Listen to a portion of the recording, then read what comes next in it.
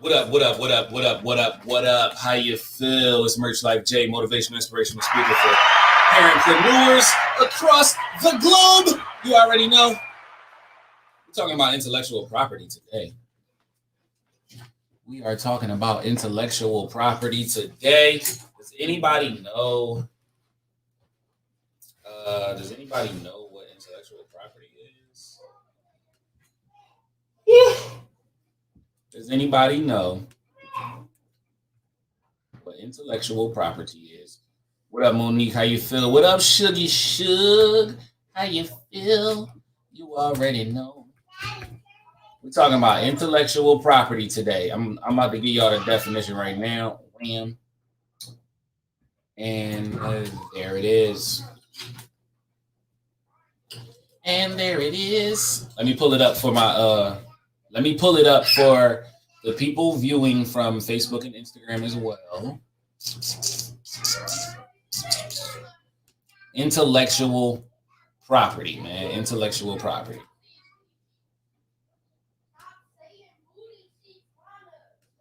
Why do she keep saying that? Hold up 1 second. All right, bet. So now y'all can see the screen on Facebook and Instagram as well. Intellectual property. Let's read the definition. So, intellectual property is a work or invention that is a direct result. I can't even see the whole thing because of the comments, but I know what intellectual property is. So it says a result of creativity, such as manuscript or a design, to which one has rights for, which one may apply for patent, copyright, or trademark. So I'm going to explain to you the difference between a patent, a copyright, and a trademark. And then we're going to talk about how you can obtain intellectual property through what you're doing right now, through viewing other people's content on the internet. It's really not hard. People try to make it seem more difficult than it is. I'm not sure why or how that's benefiting any of us as a people. But intellectual property is very easy to acquire. So first of all, a patent is for an invention. A patent is for a physical invention that changes an already invented invention or makes something easier. So I could patent, say I invented the pen that does this, and then this. The pen that does this, that whole spring contraption inside of this joint with all that shit. If I invented that, I could file for a patent, right? Now a patent only lasts, yeah, you're right, Shug, it is your ideas. A patent only lasts 7 years. A patent only lasts 7 years. So after that 7 years, anyone has the right to recreate that invention and benefit off of it financially. Right? So that's a patent. A patent is for inventions and it lasts 7 years. Write that down, or you can watch the replay. It'll only be up for 24 hours. You already know. Get excited. So that's a patent. A copyright is something that is literature, something that is media, meaning if I write a script, but then I turn it into a book, that script for that movie, all of the videos of the people being recorded saying what was in the script of that movie, and anything that has to do with that movie, that means music, all that stuff, the fonts of the lettering, all of that can be copyrighted. Now, the book can also be copyrighted. But how can you copyright a movie and a book, Jay? Well, because it's intellectual property. So when you have somebody say, I wrote this, and then you have somebody say, I performed this, the person that wrote it is the person that's going to own the copyright. The person that wrote the movie owns Training Day. You know what I'm saying? Denzel Washington does not own Training Day.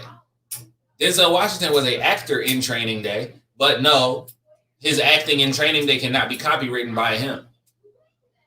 The visual aspect and the literal aspect, meaning the words of the movie Training Day, are copywritten by the person that created them out of their mind. This is where the word intellectual comes in at with intellectual property. I'm sorry if I'm explaining something you already know, but I gotta explain it. I gotta explain it as if I'm talking to like a fifth grader, so that I can make sure that the ideas are understood across the board. Get excited.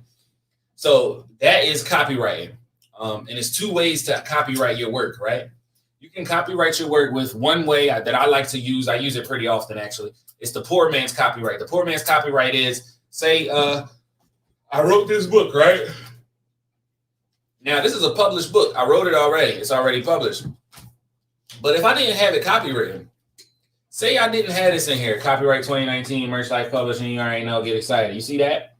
Say that wasn't there. I would print this book, mail it to myself. All right, I got the book, wham, from the printer. Okay, cool. Then I would then take this book to the post office. I would mail this book back to myself.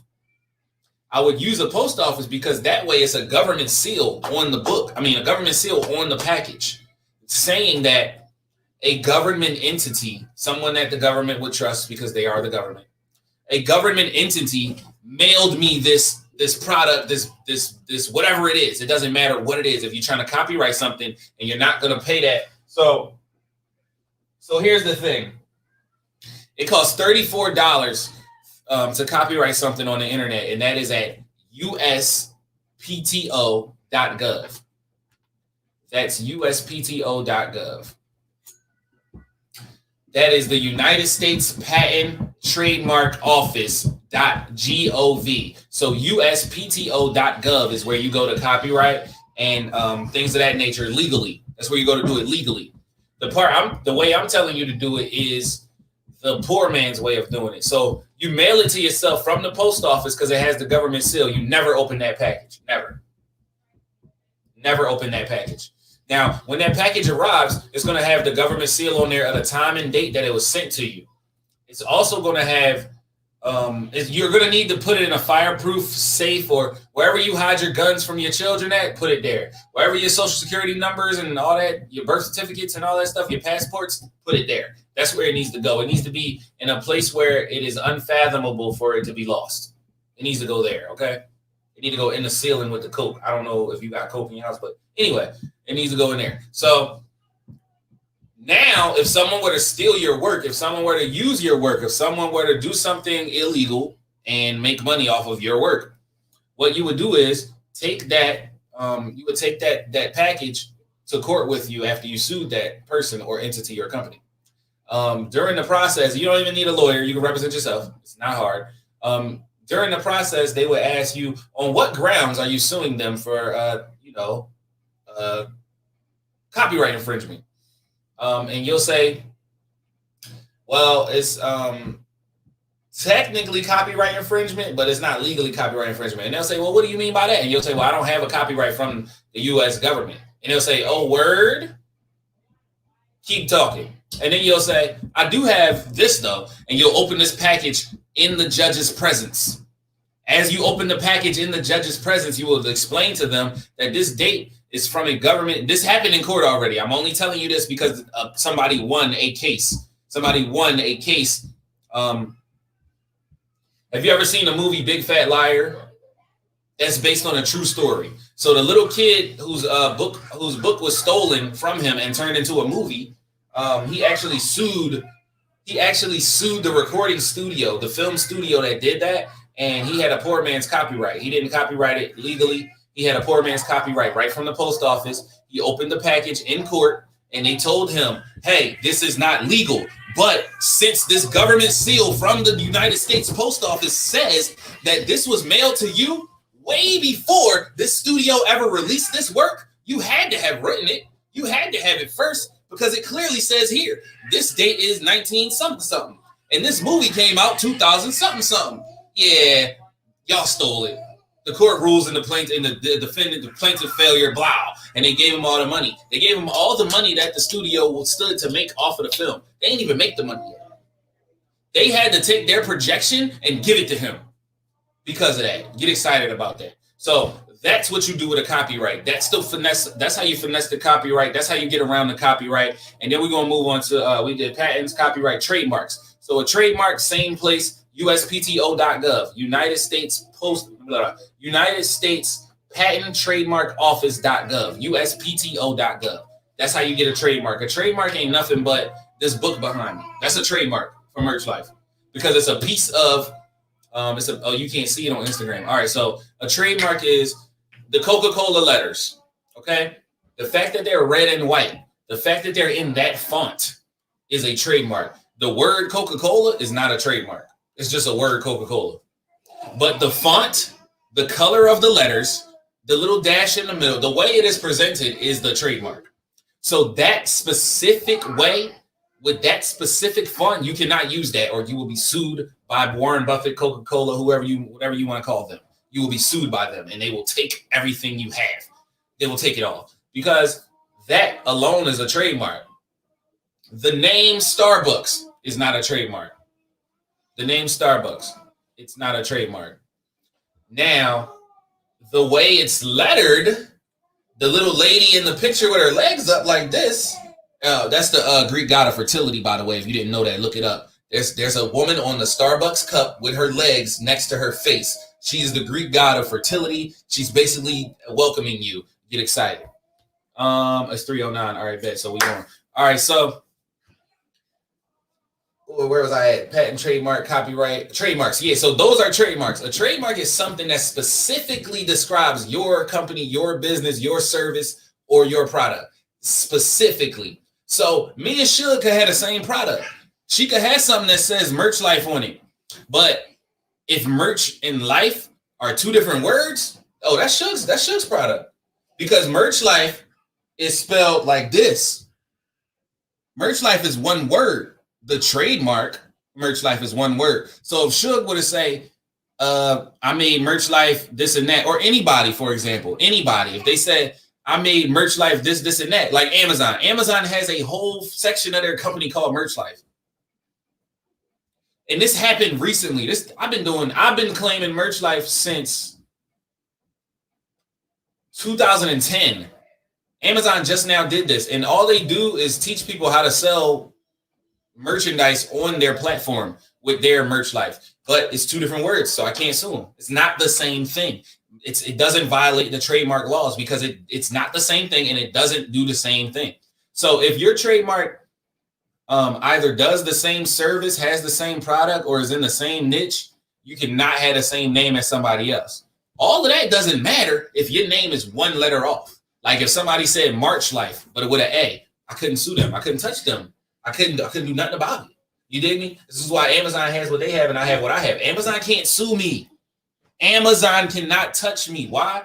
Because our Merch Lives are two different things. My Merch Life is one word. Their Merch Life is merch and life. It's two different words. It's not the same thing. So in the trademark, in a trademark court, or if they were to sue me, or if I was to sue them, it would be a waste of time and a waste of money. Because the trademark's not the same. It's just not. It's not.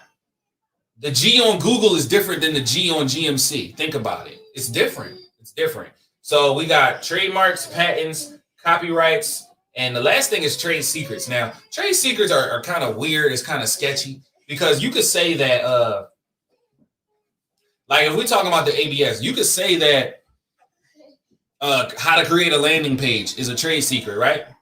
But a lot of people in other companies and other businesses know this. Now, we could claim this as a trade secret, but are we actually going to go sue everyone in the world that makes a landing page with the same process or in the same way? There's 1,000 ways to skin a cat, but if you make it the way ABS does it, are we really going to go sue you? I mean, we could. It's possible. We would win because that's a trade secret, but this is why I say trade secrets are weird. It's like hard to go after them because they're so vague. A trade secret could be to have a list of hashtags in your notes in your phone before you post on Instagram. That way you don't have to sit there and type each hashtag every time you post something. That could be a trade secret. A lot of people know that though. Now I could claim that as a trade secret, file for it, get the certification, and then sue anybody that does it. But like, who cares? Like, who cares? You know what I'm saying? Who cares? So McDonald's, the way they make the Whopper, the way they make the Big Mac, if Burger King was to make the Whopper the same way and McDonald's found out, oh yeah, definitely they would sue them. Why? Because now you stepping on my toes. Now, where I get $1 million from a million smiles every day, now you can do the same thing and you can cut in on that? No, we got to sue you. So that's why trade secrets are weird, but they're worth it in certain circumstances. You already know. Lana, what's wrong? She won't let you get the toy guitar? Why not? Tell Justice I said let you get the toy guitar, okay? Go ahead. Tell him daddy said you can have it, okay?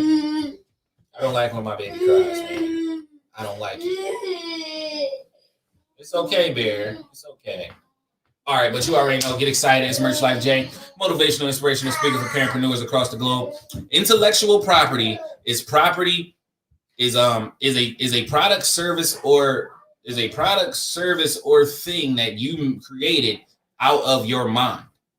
So if you thought of it, it's intellectual property. It can be a movie. It can be anything that's copywritten. It can be anything that you originally created from inside of you is intellectual property. This video right here is intellectual property. Get excited, man. And if you want to know more about intellectual property, just ask the question in the comments or press 5 to go live. I'll bring you on a live right now and we can discuss intellectual property. I'm answering all questions. Let's go.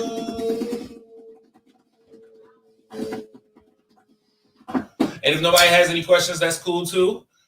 I'll be back here in like 2 hours. If y'all haven't noticed, from 10:55 a.m. to 3:55 p.m., I'm going live at 55 on every hour on Merch Life J, then Merch Life Publishing, then Merch Life J, then Merch Life Publishing, then Merch Life J, then Merch Life Publishing. So I'll be here all day, baby. You got until 3:55 to ask me anything you want to know, though. Get excited. I'll be back, man. I'll see y'all at 3:55 for the final live of the day. Merch Life.